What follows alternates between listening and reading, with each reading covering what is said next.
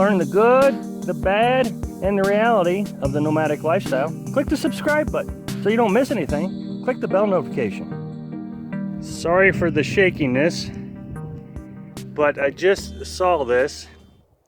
And what we have here in the National Forest is an abandoned school bus. You can see that the license plate has been removed. And of course it's been vandalized. So, flat tire. It looks like this tire here might be flat. Everybody's gonna say, why didn't the Rangers pick this up? Why didn't they take care of it? Well, I can think of half a dozen legal reasons. You know, they're gonna have to get a notice to the person. Of course, it doesn't have license plates. You know, I'm just making up some scenarios that could be a possibility. But I mean, animals are gonna get in here. I see some food product right there. Busted out windows, busted out front windshield. This just once again reaffirms that nomads are coming out here without any regard to the future of the National Forest or of the lifestyle. You know, this is just another bad rap for nomads. You know, everybody keeps saying, oh, nomads aren't that bad. They're all like-minded. They all want to take care of the place. But I repeatedly keep seeing things like this. You know, this is going to cost the National Forest some cash to get rid of this. This one is going to cost you a fortune in tax dollars. This is going to cost some money. Court cost possibly, tow cost, cleanup cost. So after I recorded the video that you're watching, I found this. So we're here in a national forest in Arizona, and we've seen several of these shelters in the national forest. Hand-built shelters, lean-tos. I realize this isn't really a lean-to, but it's creative. This one seems to have been abandoned for a while. There's several of them throughout the forest, and I'm going to show you around this one real quick. And they've put a lot of work into it for, I guess, the amount of money they've had to put into it. They found some boards here, and they got some screws in it, using a piece of plastic something or another to help support it. Somehow or another they found some shingles, got some car mats, I guess for bedding, and up here they have a I guess their bathroom rake that they've left behind.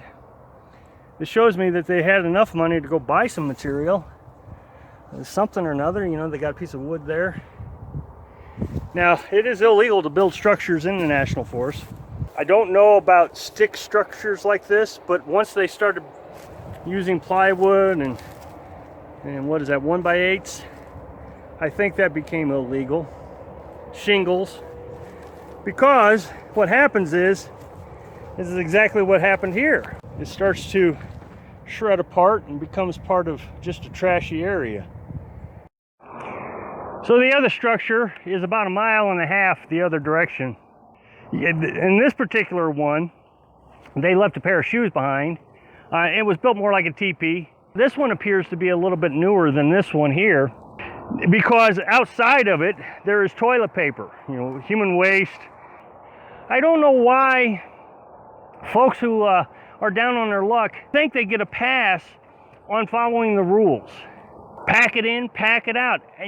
Just the other day, I showed you a campground that was absolutely destroyed. I mean, it smelled terrible.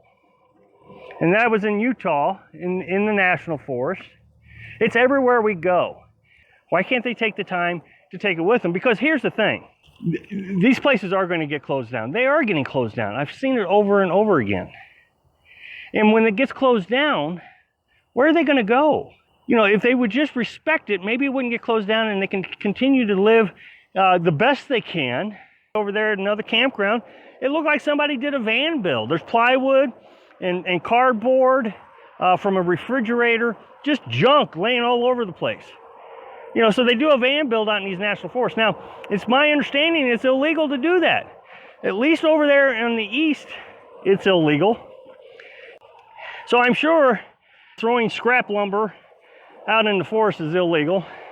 I just don't see a lot of people pushing a huge effort to say, look, clean up after yourself.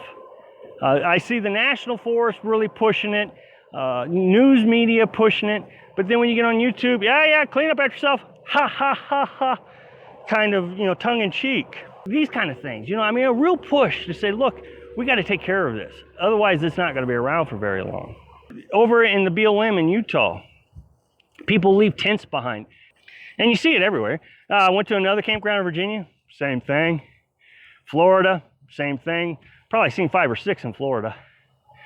Come out west, same thing. And it really does piss me off that we just can't.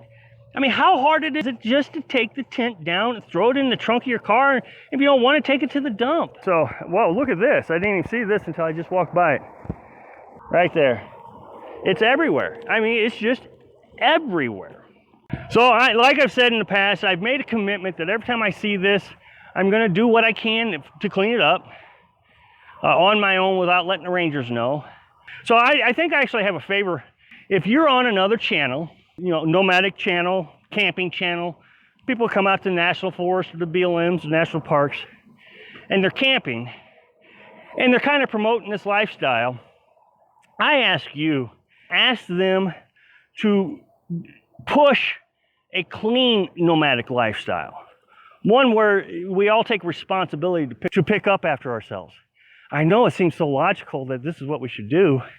So many people in the comments make excuses as why this trash is here. Oh, it's the locals. Oh, it's the homeless. Oh, it's this person, it's that person.